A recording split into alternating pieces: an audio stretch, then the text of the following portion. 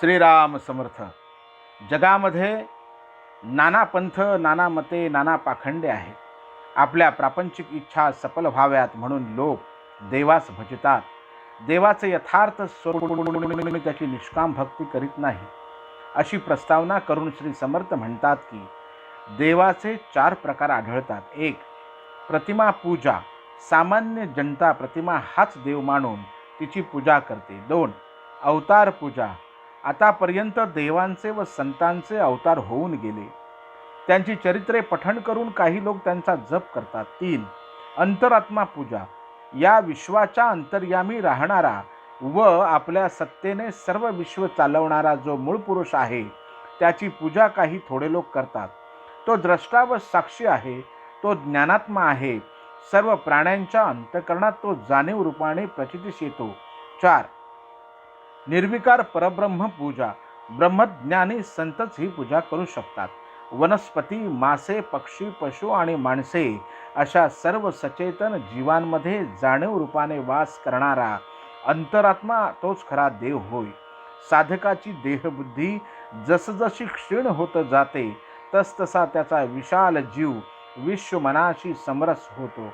विश्वमनाच्या द्वारे सर्व जीवांना व्यापणाऱ्या जाणीवेची प्रचिती येते. विश्वमनाला स्वतःचे असे रूप किंवा स्वतःचा स्थिर आकार नाही. उपासकाची भावना जशी असेल तसा आकार त्यास येतो आणि भक्ताला सगुण दर्शन होते, पण तो आकार काही कालाने नाहीसा होतो. जगामध्ये घडणाऱ्या सर्व घटनांचे कर्तेपण अंतरात्म्याकडे आहे. तो सर्व काही करतो, पण कशासही चिकटत नाही. हाच साधकाचा खरा आदर्श आहे. साधकाने सारे काही करावे, पण ते करीत असता अंतरात्म्याप्रमाणे आपले अलिप्तपण गमावू नये. दुसरी महत्त्वाची गोष्ट अशी की प्रत्येक प्राण्याचे अंतःकरण म्हणून कोणाचेही अंतःकरण दुखवू नये. ते अतिशय मोठे व शीघ्र फलदायी आध्यात्मिक व्रत आहे. दुसऱ्याचे अंतःकरण दुखावण्याच्या वाटा 2. दुसऱ्याचा द्वेष करणे, त्याचे अहित चिंतणे, त्याच्याकडे वाईट विचार पालवणे ही एक वाट, तर कठोर, तीव्र व हृदयाला बोचणारी भाषा बोलून दुसऱ्याला दुःखी, व्यथित व अपमानित करणे ही दुसरी वाट. या दोन्ही गोष्टी टाळण्याचा विचार आग्रह दासबोहतात करतात. अव्यक्त विश्वमनाला निर्मळ अंतःकरणाच्या माध्यमाने पृथ्वीवर साकार करण्यामध्ये संतांची खरी करामत आहे. म्हणून विश्वमन वश करून घेणाऱ्याच्या मागे भाग्य लागते, असा श्री समर्थांचा स्पष्ट निर्णय आहे. आत्मज्ञानाची साधना. जे खरे आहे असे निस्संदेहपणे वाटते, त्याचा मन विनायसाय चिकटते. इंद्रियांना दिसणारे दृश्य जग आज आपल्याला संपूर्ण खरे वाटते, म्हणून आपले मन त्यास चिकटते.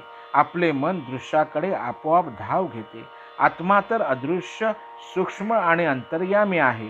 अर्थात मनाची दृश्याकडील धाव थांबवल्याखेरीज आपल्याला त्यास आतमध्ये उतरवून आत्मसन्मुख करता येणार नाही. दृश्याला चिकटण्याची मनाची सवय जाण्यास दृश्याचे मिथ्यापण जीवाला मनापासून पटले पाहिजे. ते पटण्यास विवेक हा मोठा जबरदस्त उपाय आहे. येथे एक अतिमहत्त्वाची गोष्ट सांगावीशी वाटते.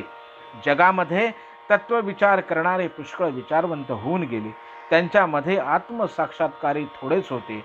अशा आत्मज्ञानी विचारवंतांमध्ये जीवनात विवेकाला सर्वश्रेष्ठ स्थान देणारे फक्त 6च तत्वचिंतक आढळतात. 1. भगवद्गीता सांगणारे भगवान श्रीकृष्ण. 2. सांख्य दर्शन सांगणारे कपिलाचार्य. 3. इसवी सन 270 मध्ये मृत पावलेला रोमन तत्वचिंतक प्लॅटिनस. 4. इसवी सन 810 मध्ये देह ठेवलेले श्री शंकराचार्य. 5. इसवी सन 1677 मध्ये मरण पावलेला थोर ज्यू तत्वचिंतक स्पिनोझा.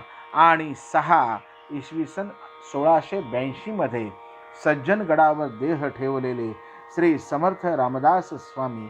या विश्वरचनेमध्ये आणि मानवी जीवनात खरे कोणते व खोटे कोणते याचा यथार्थ निवाडा करण्यास विवेकासारखे अन्य साधन नाही, हे उघड आहे.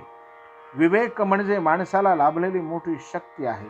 या विवेकाच्या सामर्थ्यावर श्री समर्थांचा इतका विश्वास आहे की कोणतीही इतर साधना न करता नुसत्या विवेकाच्या बळावर माणूस आत्मदर्शन करून घेऊ शकतो असे ते बजावतात. उदाहरणार्थ, संसार त्याग न करता, प्रपंच उपाधी न सांडिता, जनामध्ये सार्थकता विचारेची होय. दासबोध 6:9-24. त्याचप्रमाणे दासबोधाच्या अखेरीस श्री समर्थ सांगतात की काही सांडावे लागत नाही, काही मांडावे लागत नाही, एक विचार शोधून पाही म्हणजे कळे. दासबोध 20:7-2. वेदांत शास्त्रामध्ये सांगितलेला आत्मानात्म विवेक हा श्री समर्थांच्या स्वरूप साधनेचा आरंभ आहे. पण साधनेच्या मध्य व अखेर या दोन्ही अवस्थांमध्ये तो साधकाची साथ करतो असा श्री समर्थांचा अनुभव आहे. विवेक निर्माण होण्यास 3 कारणे असू शकतात. 1. पूर्वजन्मीच्या पुण्याईने या जन्मामध्ये प्रपंचाचे मिथ्यापण पटून मन आत्मज्ञानाकडे आपोआप वळणे हे पहिले कारण होय. 2. अशी माणसे फार कमी असतात, पण जीवनामध्ये नाना तऱ्हेचे प्रसंग येऊन दुःखाचे डोंगर भोगावे लागल्याने मन प्रपंचाला विटते, तेथे आशाभंग होतो, त्यामुळे मन सहजच अंतरात्म्याकडे वळते हे दुसरे कारण होय. 3. अशी माणसे सुद्धा कमीच आढळतात. उदाहरणार्थ, श्री तुकोबांना भोगावे लागलेले दुःखाचे प्रसंग जगातील कितीतरी लोकांना भोगावे लागतात, परंतु त्यापैकी फारच थोडे लोक कायमचे भगवंताच्या दर्शनाकडे वळतात. म्हणून संतांची संगती घडणे आणि ती घडली नाही तर संत शोधून त्याची संगत करणे हे आत्मदर्शनाकडे वळण्याचे तिसरे कारण आहे. संतांच्या अंतःकरणात आत्मा अनात्म विवेक अत्यंत स्थिरावलेला असतो. शिवाय अक्षरशः 24 तास तो त्यांच्या अंतर्यामी अतिशय प्रज्वलित असतो.